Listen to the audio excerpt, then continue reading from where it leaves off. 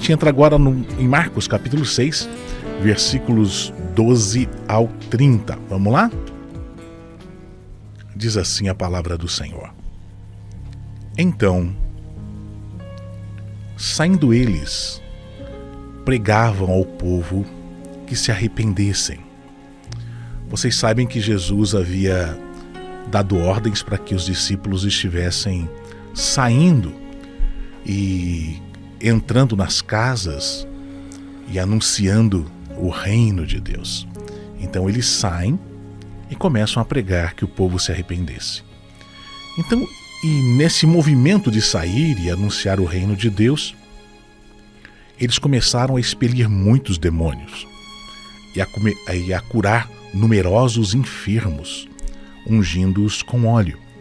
Eles foram revestidos de uma autoridade especial da parte do Senhor Jesus, e aonde o reino de Deus chegava através deles, porque o reino de Deus não está em uma placa de igreja. O reino de Deus não é algo que você vê dentro de ambientes religiosos. O reino de Deus é algo que acontece dentro de você. Sabia disso? O reino de Deus está bem perto. Está tão perto que às vezes a pessoa não consegue enxergar. Ele está dentro de nós, quando nós recebemos o Senhor do reino na nossa vida.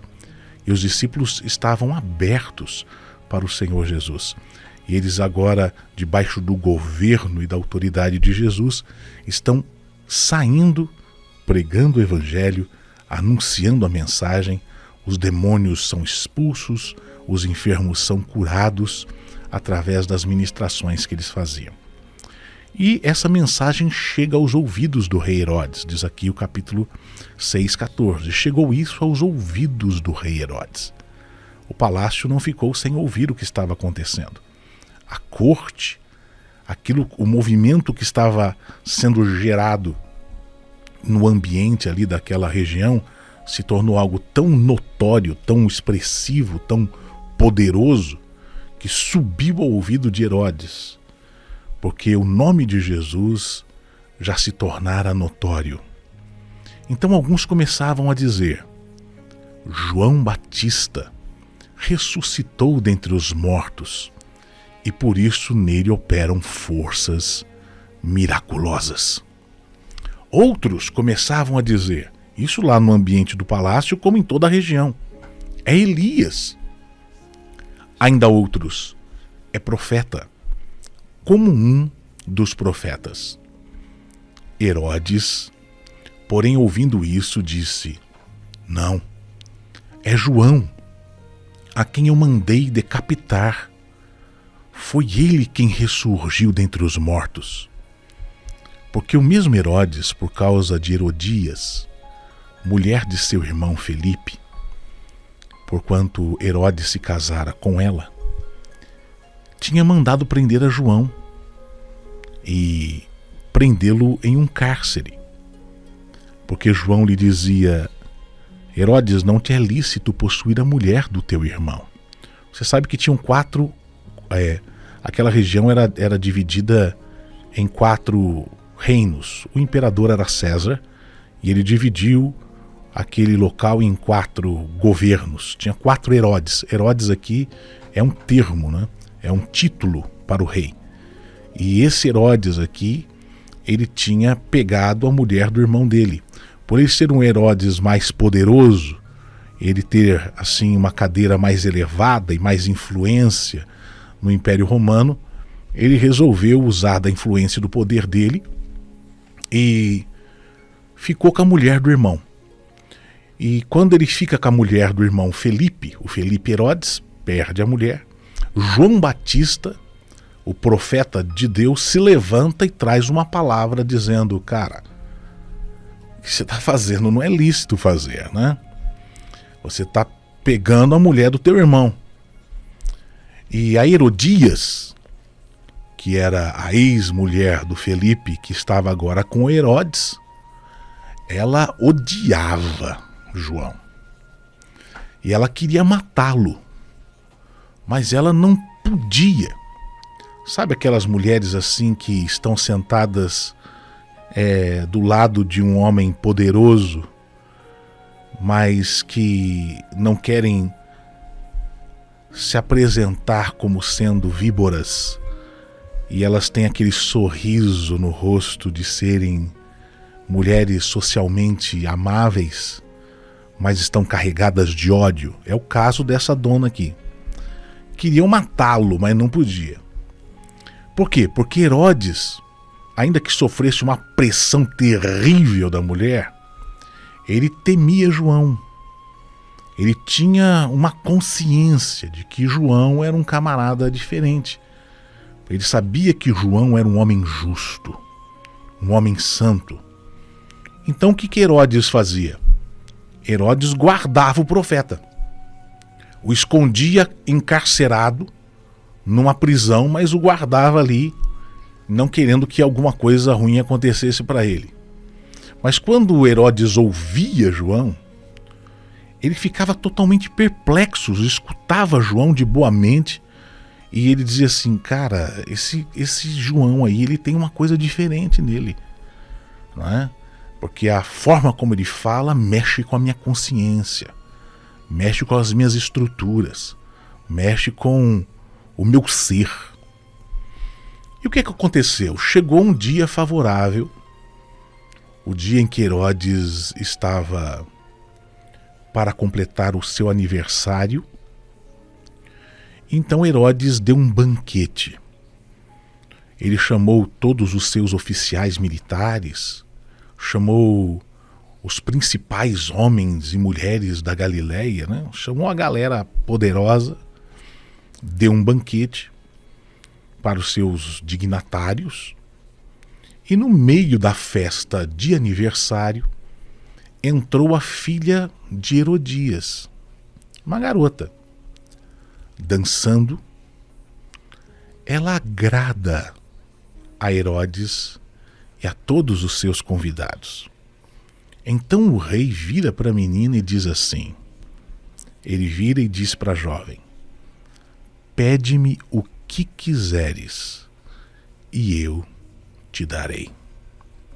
Eu juro para você, se você pedir nem que seja metade do meu reino, eu te darei. Saindo ela, perguntou à sua mãe: o que eu vou pedir? Aí a víbora se manifestou. Essa respondeu: pede a cabeça do João Batista. No mesmo instante, voltando apressadamente para junto do rei, disse assim: eu quero, rei Herodes, que sem demora você me dê num prato a cabeça de João Batista.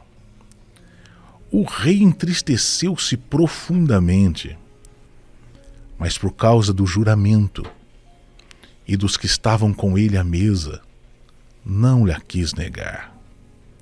E enviando logo o executor, mandou que lhe trouxessem a cabeça de João. Ele foi e o decapitou no cárcere.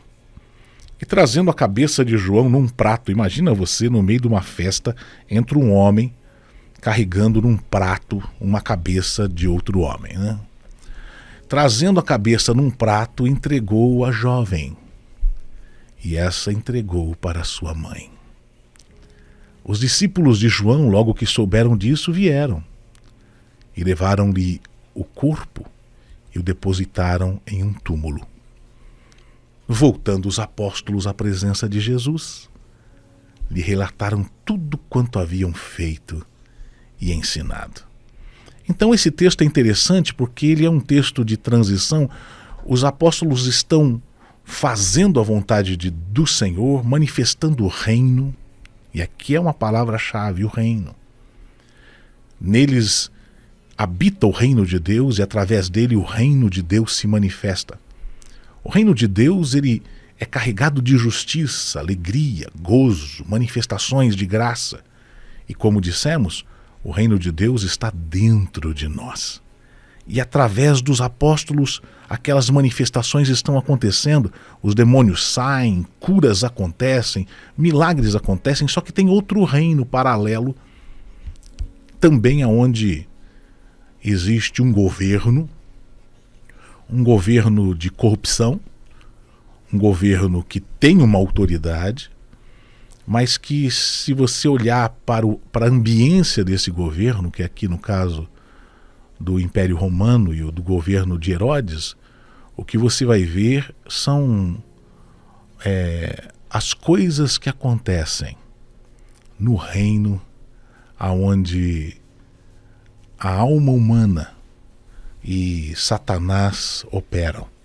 Um reino é um reino de governo do Senhor Jesus. Outro é o reino do governo da alma humana e aonde Satanás opera. Então, nesse reino humano, existe uma manifestação profética. João Batista era um portador de uma mensagem poderosa.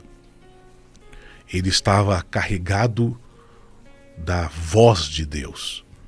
João Batista foi um homem que nasceu como cumprimento das Escrituras.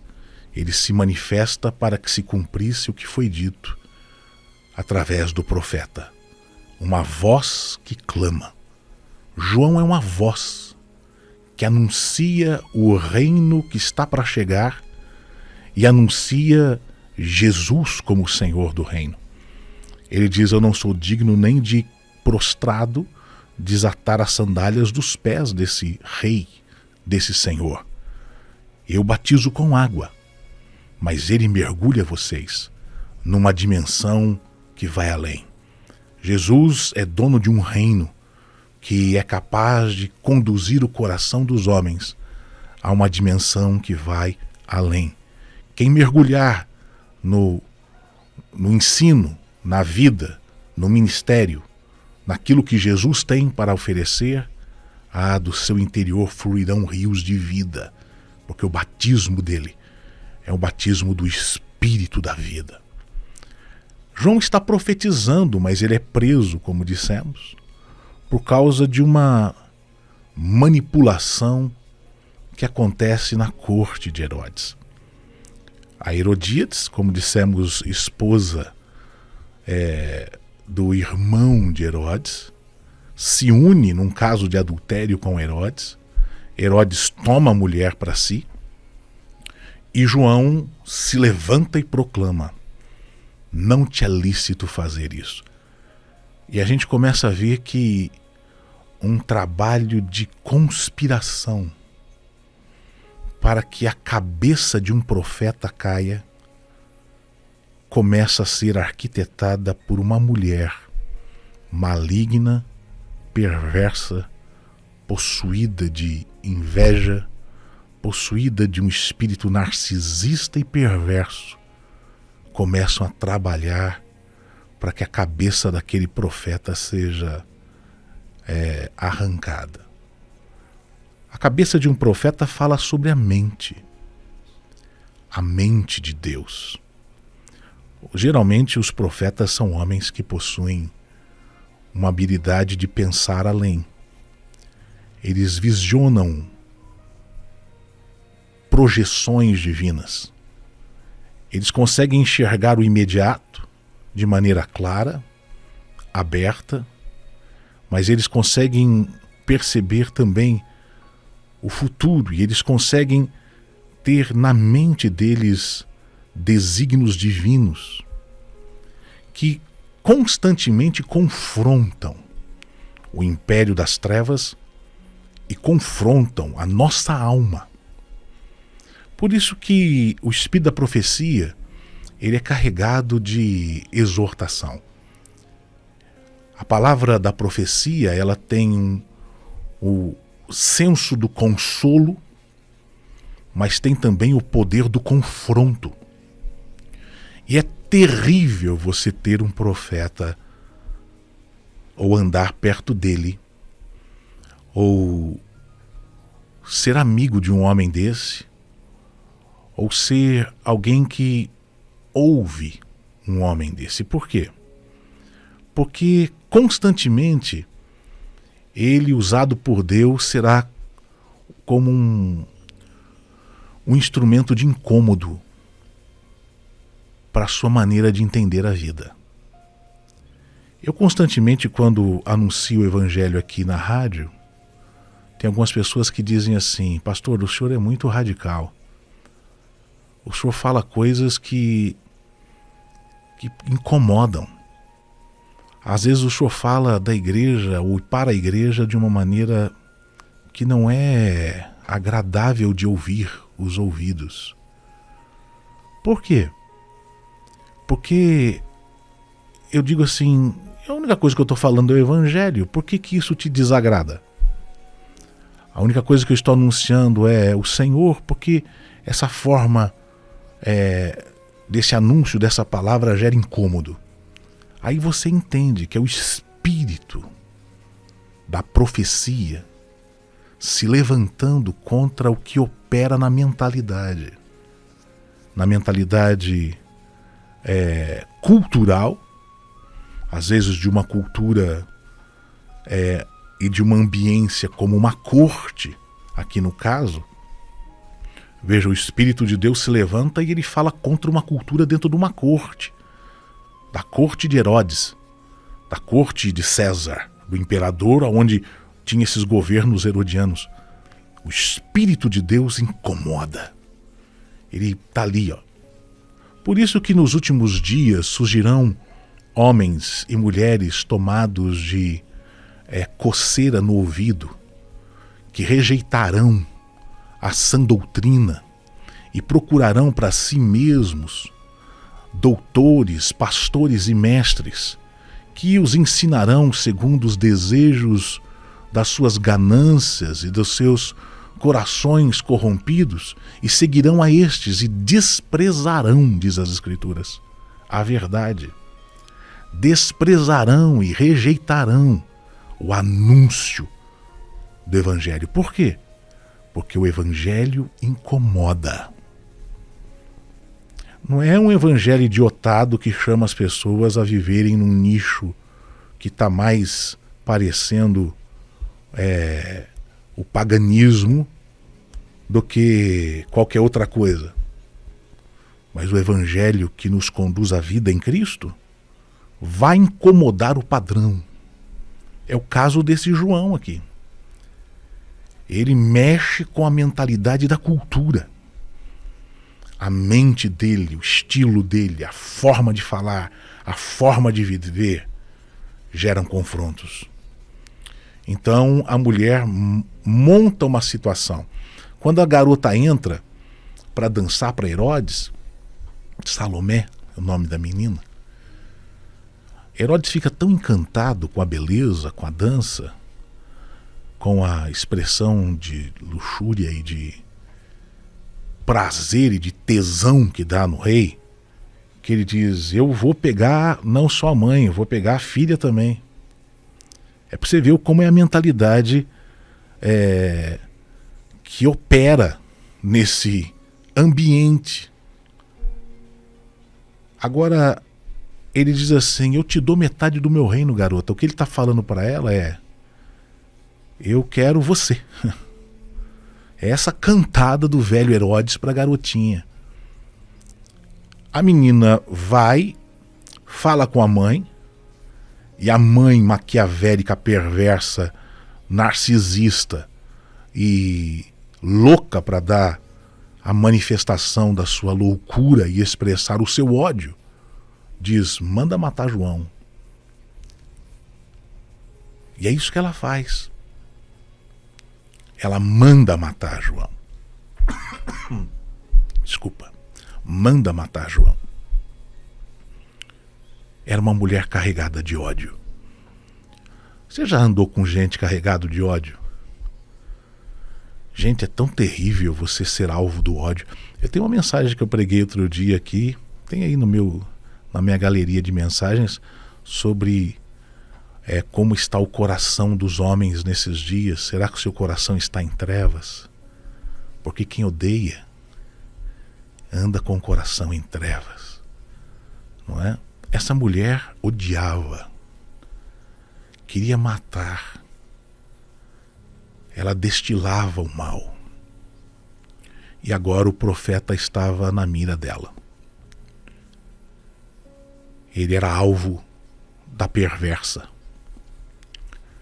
Agora é interessante que Herodes é um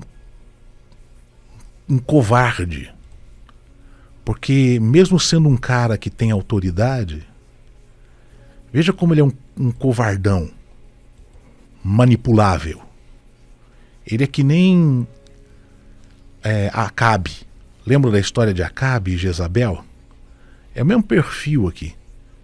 Jezabel mandava em Acabe. Ela certa vez mandou Acabe queria a herança de um homem, queria comprar o terreno daquele homem, que tinha ali uma vinha plantada do lado do palácio. Ele chegou e disse assim: me dá a vinha aí, eu quero pagar um preço. Ele disse assim: eu não posso dar minha herança, isso aqui é uma herança que eu recebi e ela é minha, Deus me deu.